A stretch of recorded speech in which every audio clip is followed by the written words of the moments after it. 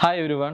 ഇപ്പോൾ എല്ലാവരും ഒരു സംസാര വിഷയമാണ് ന്യൂസിലാൻഡിലേക്ക് ഇനി പോയിട്ട് കാര്യമില്ല, നേഴ്സസിന് ന്യൂസിലാൻഡിൽ ജോലി സാധ്യതകളില്ല, ഇവിടെ വരുന്ന എല്ലാ നേഴ്സസും ജോലിയില്ലാതെ ബുദ്ധിമുട്ടുകയാണ്. സോ എൻ്റെ പേര് ക്രിസ്റ്റഫർ ബെനിസൺ. നിങ്ങൾ കുറച്ച് പേർക്കെങ്കിലും എന്നെ പരിചയം ഉണ്ടാവുമെന്ന് പ്രതീക്ഷിക്കുന്നു. നിങ്ങളിപ്പോൾ കേട്ടുകൊണ്ടിരിക്കുന്ന കുറച്ച് കാര്യങ്ങളുണ്ടാവും. നേഴ്സസിന് ജോലിയുണ്ടോ ഇവിടെ?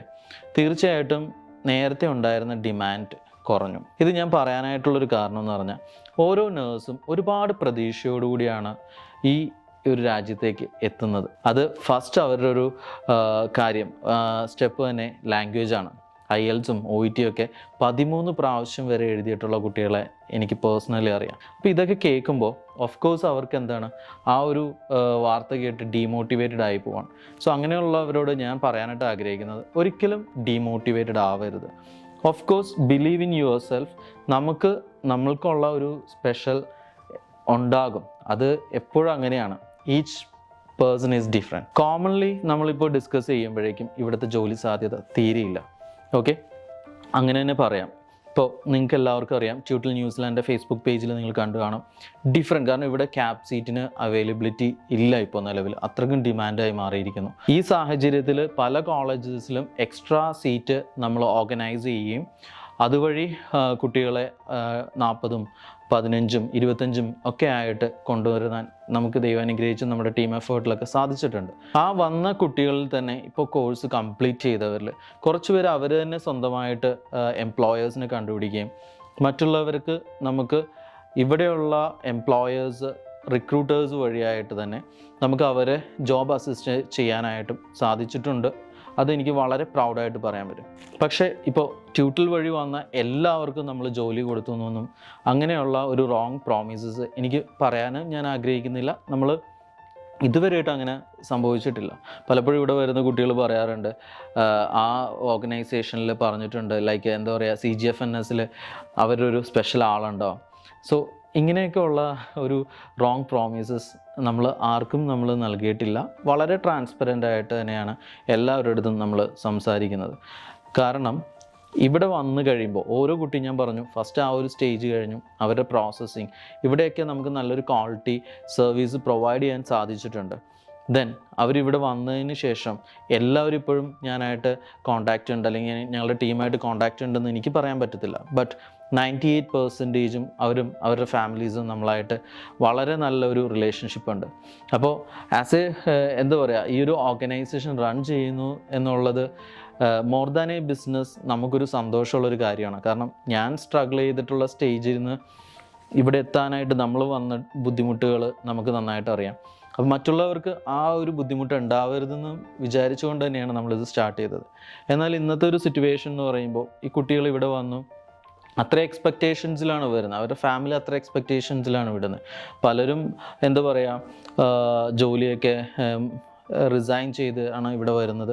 അപ്പോൾ ഈ ഒരു ജോലി നമുക്ക് കിട്ടാതെ വരുമ്പോൾ അവരുടെ ഫാമിലിയും ഭയങ്കര ഒരു ഡീമോട്ടിവേറ്റഡ് ആയി പോകുന്നു, ഭയങ്കര ഡിപ്രഷൻ, ഭയങ്കര ഒരു വിഷമത്തിലേക്കാണ് വന്നത്.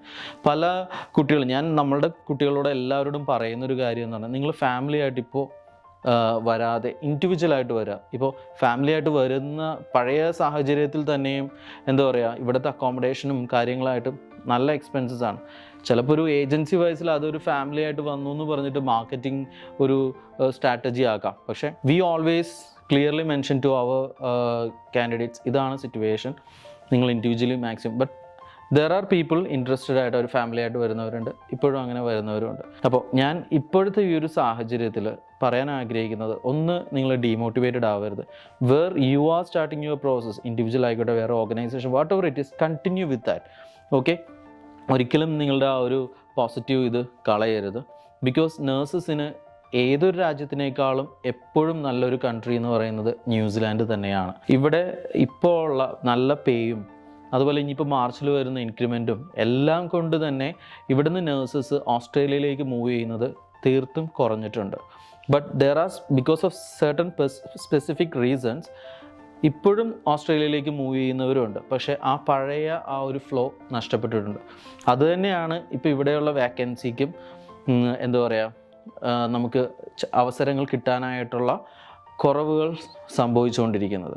Consider if Australia is coming forward with some new updates and everything, of course ഈ ഫ്ലോ വീണ്ടും ന്യൂസിലാൻഡിൽ തീർത്തും വരും. ഓക്കെ, അപ്പോൾ ഒരിക്കലും ഡീമോട്ടിവേറ്റഡ് ആവേണ്ട.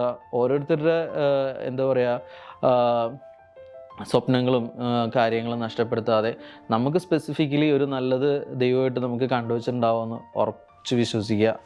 Then come forward. നമ്മളുടെ സൈഡിൽ നിന്നും നമ്മൾക്ക് ചെയ്യാൻ പറ്റുന്ന കാര്യങ്ങൾ മാക്സിമം നമ്മൾ കുട്ടികളെ ചെയ്യുന്നുണ്ട്. ഫോർ എക്സാമ്പിൾ ഇപ്പോൾ അവരുടെ പ്ലേസ്മെൻറ്റ്സിൻ്റെ കാര്യങ്ങളാണെങ്കിലും what ever it is. Okay, പക്ഷേ ഞാൻ പറഞ്ഞല്ലോ, ഒരു 100% നമുക്ക് അങ്ങനെ ചെയ്യാൻ പറ്റും എന്നുള്ള ഒരു റോങ് പ്രോമിസസ് കൊടുക്കാൻ പറ്റത്തില്ല. ബിക്കോസ് ഇവിടുത്തെ എംപ്ലോയേഴ്സ് ഫുള്ളി ഓക്യുപ്പൈഡ് ആയി കഴിഞ്ഞു. അതാണ് ഇപ്പോഴത്തെ ഒരു സാഹചര്യം.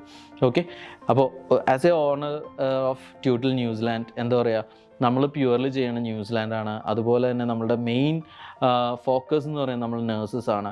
നമുക്ക് ഇവിടെ വരുമ്പോൾ ഓരോ കുട്ടിയും ആ സ്വന്തം ഡ്രീം ലാൻഡിൽ ഇറങ്ങുമ്പോൾ അവരുടെ മുഖത്ത് വിരിയുന്ന ചിരിയും അവരുടെ പാരൻസ് നമ്മളെ വിളിച്ചിട്ട് പറയുന്ന നന്ദിയും അവരുടെ പ്രാർത്ഥനയ്ക്കൊക്കെ നമുക്കൊരിക്കലും എന്താ പറയുക, ഒരു റിട്ടേൺ എന്നുള്ള രീതിയിൽ തന്നെയാണ്. കാരണം അതൊരു എന്താ പറയുക, ഒരു നമുക്ക് ഒരു സന്തോഷമാണ്. അങ്ങനെ അവർ വന്ന് ഇവിടെ സെറ്റിൽഡായി അവരുടെ സാലറി കിട്ടിയതും ഒക്കെ പറഞ്ഞിട്ടുള്ള കുട്ടികളുണ്ട്. ഞാൻ പറയുന്ന ഒരു ഒറ്റ കാര്യം, നിങ്ങൾ ഡീമോട്ടിവേറ്റഡ് ആവണ്ട, ബട്ട് എക്സ്പെക്റ്റ് ചെയ്യുക. അതായത് ഇങ്ങനെ ഒരു കാര്യം ഇവിടെ വരും, ജോലിക്കുള്ള സാധ്യതകൾ കുറവാണ്.